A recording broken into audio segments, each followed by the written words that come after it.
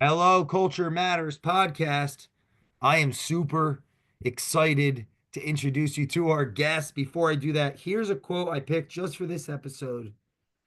Price is what you pay, value is what you get. Warren Buffett. Our guest has been on the show numerous times, and I challenge you to look their name up on the Culture Matters podcast and go check out all of those episodes. You're going to want to after this episode. But the last episode we did together was actually called Build, Not Buy, which was episode 383. Our guest has been mentoring, advising, speaking truth into operators of businesses smart enough to surround themselves, just like Churchill did, with no men, not just yes men and yes people, but no men. And that's a fact. Churchill did surround himself with no men, people that would tell him the truth, people that weren't afraid to tell him no. And our guest today has never been afraid to tell the truth, never been afraid to tell his clients and partners what they needed to hear to get better. And that's why him and his partners have created this very, very successful companies, Unicorn, which if you are a unicorn and you're listening to this, listen very carefully because you might just um, be talking to your next partner. The one and only Jeremy Adams is here to talk business, advisory, getting things done, marketing, branding, how to grow a company from the tens of millions to the hundreds of millions, which him and his partners have done numerous times with some big brands that you may or may not be aware of. So thanks for coming back to the Culture Matters podcast, brother. I'm excited.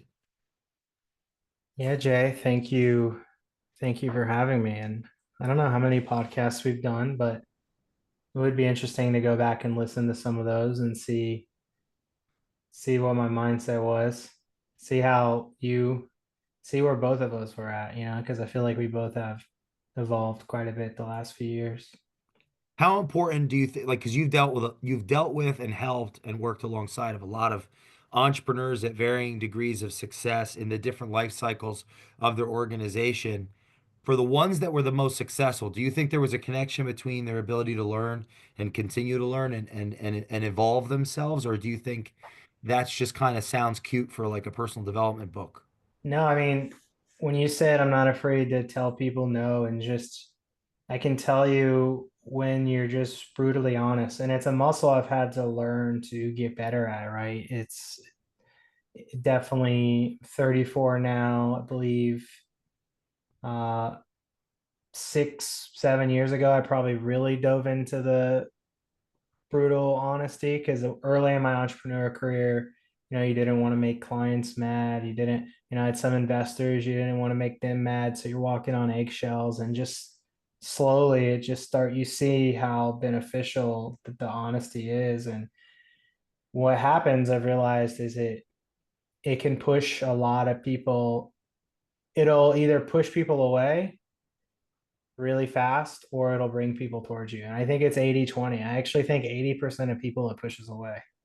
When you're just, I have shared with you partners I've had, I would just call out, another a partner of mine that just comes to mind, you know, he would say how great he was at sales, how great he was. Basically, he was self-proclaimed expert in every area of business, which I actually think the most successful people are the opposite. They're massively insecure and they would say the best leaders may actually say, yeah, I'm a good leader, an okay leader, but I still have a ways to go. And so I would say, hey, I think, privately, of course, not in front of team members. So I actually think it's a flaw. Like constantly in conversations, you're saying how great you are in these areas. And, the dude fucking hated me ever since. Right. So it, but I've had, Max, like, and, people closer to me, we end up getting a lot closer. And to be fair to them, I want them to be the exact same way to me. So if I'm being an asshole, if I have a blind spot, that's the only way. We live one life, right? The only way we're going to actually improve if someone that you trust can be honest with you and not out of the motivation to hurt your feelings, or it's to just the close people can't be honest with you and show you areas of improvement, who can, right? So if I can have those people, I actually just, you're one of the people I texted, but there were 7 or 8 people I texted over the last couple of weeks and said, I'm texting you because I know you're going to be honest. What do you think a couple of my biggest strengths are, and what do you think a couple of my biggest weaknesses and or areas of improvement? And I was Wow. actually really excited to read the areas of improvements. I don't even know if I read the strengths. I was so it was a good activity. If anybody wants to try that themselves, I would recommend it because I actually got, for the areas of improvement, there were some overlap, but I got different answers from every person. So I was surprised the wider range of areas of improvement, but there was validity to all of them. I think they were all good points. So You didn't read the strengths? Because I do want to know if there was a strength no, that popped out that was very, yeah, no, I did read the strengths. I'm what was the exaggerating biggest strength that slightly. popped out though? I think one thing that was an overlap in a lot of people was that I have a good heart and I care. But that's where it gets tricky, is because I feel like when you are this honest type of, and it seems so simple, right? Because you and me are so honest with each other, we can't imagine there being another way. But uh when you, unfortunately, I don't even want to say downside, I just think it's the reality of the just being truthful at all times and not beating around the bush, is some people may interpret it as being rude or hurtful. And that's why you and me even debate, and we'll piss each other off sometimes in just things. I've called you out and said, yeah, you're blatantly wrong, and we debate for 3 hours, and you've done the same for me. And but I've never thought that you were just like trying to be mean to me. I genuinely felt you were just trying to help me see your point or help me see something I couldn't see. Hey, how valuable do you think that is for the companies that are that those they're starting to become enterprises that you've worked with, and you've seen the founder or the person at the helm is kind of they're surrounded by people that are just telling them what they want to hear. Yeah, we see that all the time. I mean, our goal with when we are is our company, we work with thousands of companies from a sense that we have different training and education products and stuff. But for the top 1% of them, the bigger companies, my co-founder Max and I will personally get involved and help them. And uh, some sort of, essentially, it's evolving to a CMO for equity type of structure where we get involved and we really help scale the customer acquisition side of their business. The deals that end up being a huge challenge are, well, I'll take a step back. I think what what a lot of these founders have done an amazing job at, and it's what VC firms and investment firms all around the world are trying to figure out every day, is product market fit. That's the hardest thing, is how do I find a void in the market and have this solution in the form of a product or service. So there's founders that have grown to say 20, 30, 40, 50 million, that they're smart people, they're great people, but they got there not necessarily because of like business or marketing acumen. It was because of really, they just did, again, an unbelievable job of identifying product market fit. And in their defense, that was my first Mhm. company. My first company, we manufactured food trucks. That was the time when the food truck industry was booming. I was 22 years old. My job before that was waiting tables. I can promise you we didn't grow because of I was a business expert. It was because there was just a giant demand in the marketplace and that industry Mm. was booming.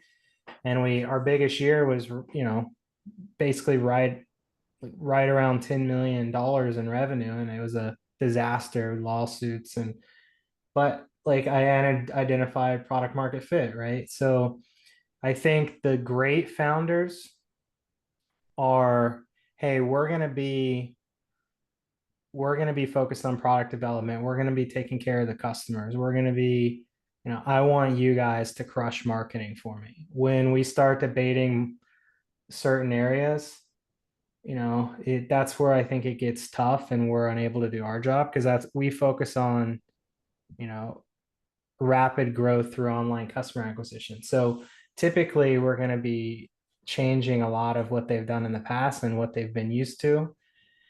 And the best relationships we've had are really open-minded to that change. And the ones that we struggle with and end up just parting ways one way or the other are the ones typically that um, they're the I gotta be an expert at everything. We don't claim to be an expert at hardly anything, but we know how to grow businesses with online ads, right? So that's the main we really like to narrow in on. What about core values of an ideal partner in that respect then? That someone listening to this could reflect and think, I don't even think I'm ready for them. Like they're intuiting, hey, The yeah, I got to best, improve what he just said. Rapid growth through online customer acquisition. I'm Like, not going to yeah, answer the exact question you asked, so sorry, but I hope replace it with a uh, what could be the answer you're looking for. The person we're most able to help is someone that's failed a lot themselves. Because if they're just in growth mode and they haven't, I just mentioned a big brand before you that we're talking with, the one you went to the conference, you know who I'm talking about before this. I don't know if they failed enough, so they're maybe not the best avatar. But another group we're working with that's doing, they'll finish this year with about 50 million. They want to grow to 300 million in the next 3 years. They have really big growth goals. They've been trying to figure out what we do the last 2+ years, and they're like exhausted. They're just like, my hands are up. I don't know what we're doing wrong, but I can't take it anymore. We got to try something different. We have to have a little bit more of an open mind. So they're amazing to work with. And why those people are also great to work with is because I mean, Jay, I don't read as much as you, but my partner and I are avid learners. We love going to the founders for specific industry knowledge, specific customer knowledge. Like a lot of these passionate founders of companies, they're the best for marketing feedback, the best you could ask. When we come to them and say, hey, like, what are some of the pain points your customers go through? We want to learn from the founders, but it's a delicate balance, right? And so I think if you tried it yourself and have had minimal or no success, that's the person that I believe is in the mindset of, I know my industry, I know my business, and that's who we want to help, right? Because we don't want to get involved in their core genius as well. We just want to own our domain of crushing growth online. just last question. What can this addition to an organization, an enterprise do to the top line? Like, what can that actually do? Like, how does that become more conceptualized? Yeah, how do I conceptualize the value of what Yeah, I mean, you're actually doing? I don't know the exact number. We'd have to go back and look. I mean, Max and I have been in this space almost our entire adult lives. So, um, I'm sure we've crossed a billion plus in sales generated, but we've generated, tens of millions of dollars in added revenue annually for many companies. We started our own brand a few years ago that will finish in the multi 8-figure range, and that's all from paid ads growth, right? So we're not here. We're not like brand experts. We understand the value of that, and all growing companies should have a great brand. There's a lot of great people that do that. We just focus on growth, right? So if someone has the right mindset and they have a great product and they've identified product market fit, I believe we're some of the best in the world at really really helping add meaningful annual revenue to their business through Facebook, through Google. My co-founder Max was one of the first advertisers on TikTok, so we have a really close relationship with TikTok HQ. So yeah, there's so much potential with just those paid channels. I mean, we've met, to give you an idea, I mean, the countless businesses, we just had a meeting with a company um a few weeks ago. They're right around the 100 million range, and that's almost all through Facebook. If you can think about how much potential there is just on that traffic channel, I mean, there's a billion users on the channel, right? There's so many eyeballs. So we run into a lot of companies. They're like, we want to be on all these channels. We want to do all this and like 8 revenue streams. And like there's validity to diversification, but there's so much potential just from like just honing in on your core offer and cracking that and making it the best it can be, you know? I back up what Jeremy's saying right now. I would challenge everyone that's listening to this to go check out our other episodes.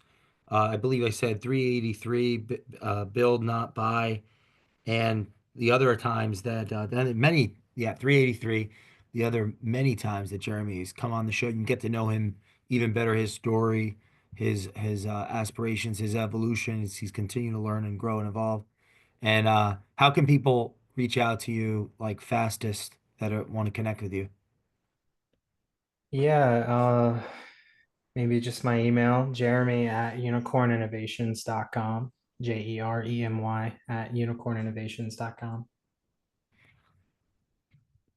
And I do want to ask, let's say it's someone that is the best fit for what you're providing. Why? Why you guys and not someone else? You know, I don't want to try to convince them on why us over someone else, and we may not be the best fit over someone else. It would just depend on the conversation and if both parties feel there's a strong mutual fit. Because we have the mass market part of our business, which is to help the masses, as mentioned, and then our CMO for equity deals that we've been doing, where we really take over and manage the entire online acquisition side of businesses. We only have a few slots for that. I mean, I shared with you earlier, I'm looking to add a couple more probably in the next year of just deals that we wake up and get really excited about. So that's why we even have the equity or whatever the long-term incentive alignment comp structure is. We wake up every day thinking, how can this business be better? We treat our deeper partnerships, I don't want to say exactly like the founder, because as a founder myself, like you treat it like almost as a psycho, but I would say the closest tier under the founder you could possibly have. We really care about these businesses. We spend the money like it's our own money. So as a founder, I want people like that in my circle helping me hit my goals. So that's businesses that we just feel good about. We like what they're doing, and we all get along as adults. Follow Jeremy. If you're listening to this, please leave us a review on the Culture Matters podcast. We will see you next time.